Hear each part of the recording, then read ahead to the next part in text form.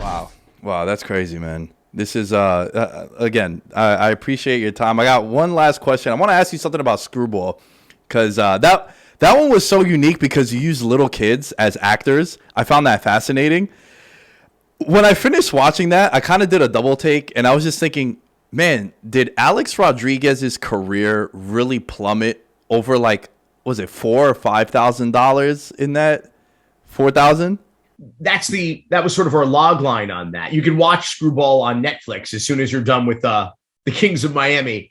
But yeah, the career of the highest paid baseball player in history ended over a $4,000 debt between a cocaine addicted fake doctor and his fake tan addicted steroid patient.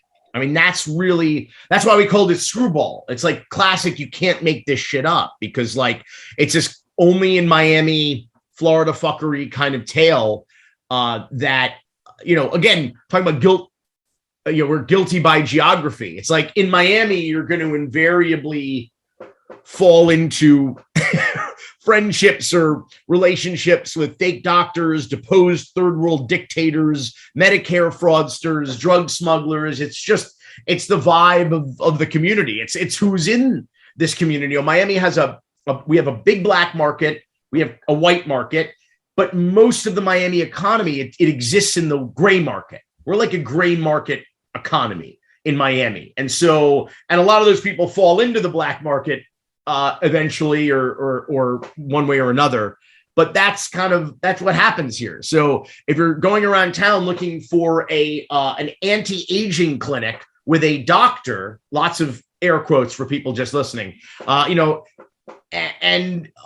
help you regain your energy or your lost youth because you're a professional ball player who, your body is your fortune, right? Your health and your and your ability to perform on the field is how you make a living.